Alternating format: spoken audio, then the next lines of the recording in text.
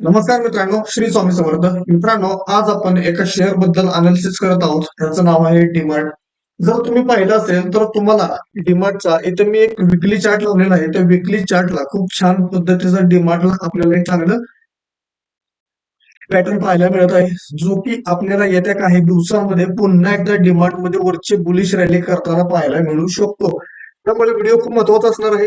व्हिडिओला शेवटपर्यंत बघा, की जेणेकरून तुम्हाला समजून येईल की डीमार्टला आता आपण आपल्या पोर्टफोलिओमध्ये घेऊ शकतो की नाही घेऊ शकत, आणि त्याचा फायदा लॉंग टर्मच्या हिशोबाने आपल्याला किती जास्त प्रमाणामध्ये पाहायला मिळणार आहे.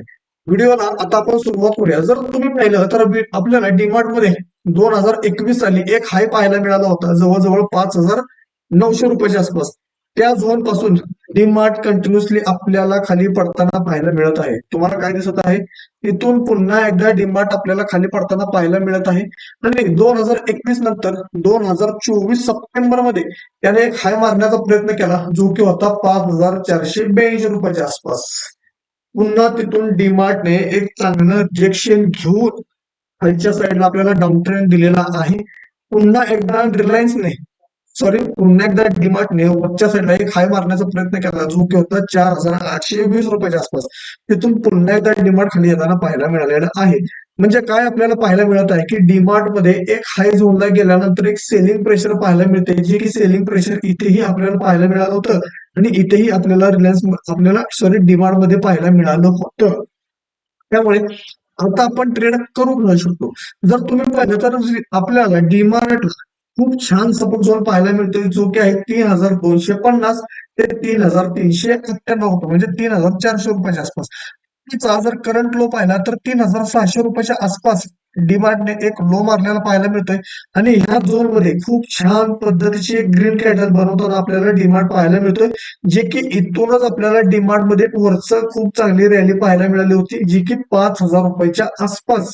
म्हणून सध्याच्या कंडिशनला जर ही कॅन्डल अशाच पद्धतीने जर वरच्या साईडला क्लोज झाली, ग्रीन कॅन्डल, तर आपण त्याला इथं बुलिश इंगल्फिंग पॅटर्न म्हणू शकतो. आणि या बुलिश इंगल्फिंग पॅटर्नला जर नेक्स्ट कॅन्डलचा जर हाय ब्रेक झाला, तर आपण डीमार्ट मध्ये येत्या काही महिन्यांमध्ये पुन्हा एकदा डीमार्ट आपल्याला जवळजवळ 4,800 रुपयाच्या आसपास जाताना पाहायला मिळू शकतो. हे मी माझं प्रिडिक्शन तुम्हाला देत आहे. तर डीमार्ट मध्ये अजून एक गोष्ट मी तुम्हाला विकली चार्टवर सांगण्याचा प्रयत्न करतो.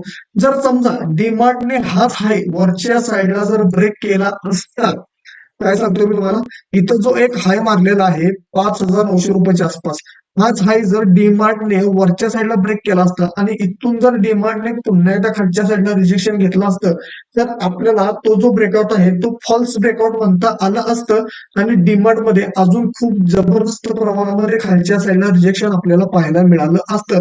परंतु सर्वात पॉझिटिव्ह गोष्ट काय झालेली आहे, जर तुम्ही पाहिलं तर या स्विंग हाय पेक्षा हा हाय खूप खालच्या साईडला आपल्याला पाहायला मिळत आहे डीमार्ट मध्ये. म्हणजे याचा अर्थ काय आहे, की डीमार्ट पुन्हा एकदा वरची रॅली देण्यासाठी तयार आहे, जी की जवळजवळ पहिलं आपल्याला येत्या काही महिन्यांमध्ये टार्गेट पाहायला मिळेल 4,800 ते 5,300 रुपयाच्या आसपास. हे डीमार्टचे टार्गेट आपल्याला येत्या काही महिन्यांमध्ये आपल्याला पाहायला मिळू शकतं वरच्या बाजूला. आता जर तुम्ही पाहिलं तर अजून एक मी तुम्हाला ट्रेंड ड्रॉ करून दाखवतो, जे की तुम्हाला मार्केटमध्ये खूप जास्त उपयोगी पडू शकते. आता होतंय काय, की डीमार्टला आता एक ट्रेंड होत आहे 5,200 रुपयाच्या आसपास. डीमार्ट मध्ये आपल्याला एक स्ट्रॉंग रेजिस्टन्स झोन पाहायला मिळत आहे. डीमार्टला खरेदी कधी करायचं आहे, सध्याच्या कंडिशनला जरी तुम्ही डीमार्टला खरेदी केलं, तर डीमार्ट हे एक चांगला असा शेअर आहे, की जो तुम्हाला खूप चांगल्या पद्धतीने वरचं टार्गेट देताना पाहायला मिळणार आहे.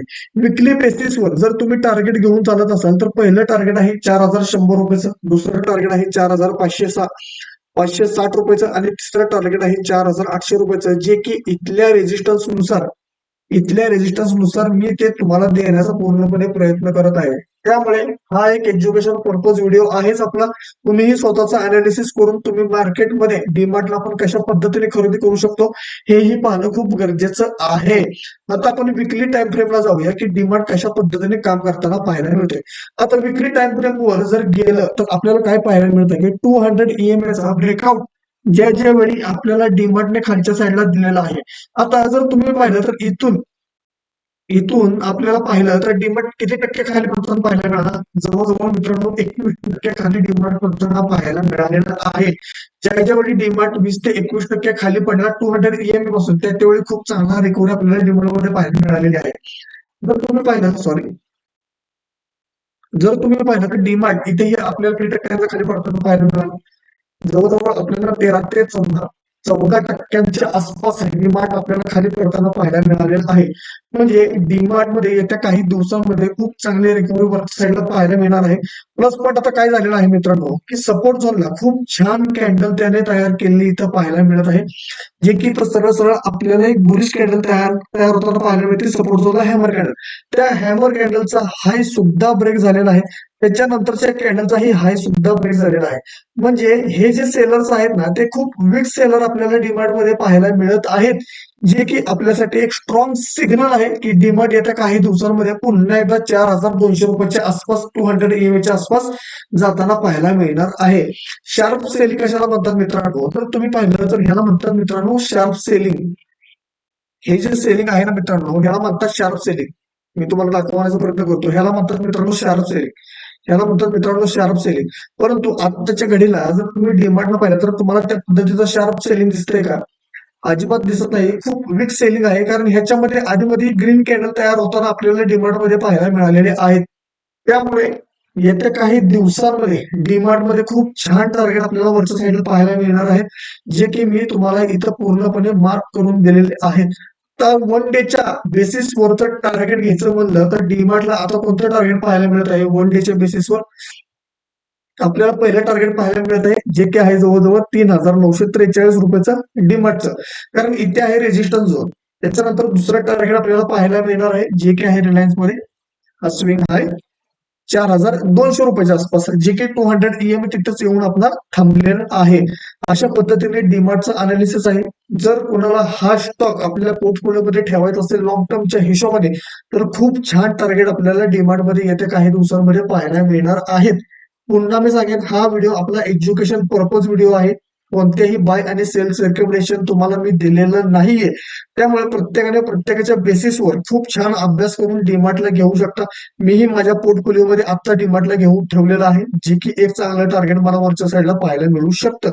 जर तुम्हाला माझी व्हिडिओ आवडली असेल तर आपल्या व्हिडिओला जास्तीत जास्त लाईक जास्तीत जास्त शेअर करायला विसरू नका. तसेच कमेंटमध्ये काही प्रश्न विचारायचे असतील तुम्ही मला विचारू शकता. आपण त्या गोष्टीचं उत्तर तुम्हाला योग्य पद्धतीने देण्याचा पूर्णपणे प्रयत्न करू. भेटूया आपण पुढच्या भागामध्ये. धन्यवाद.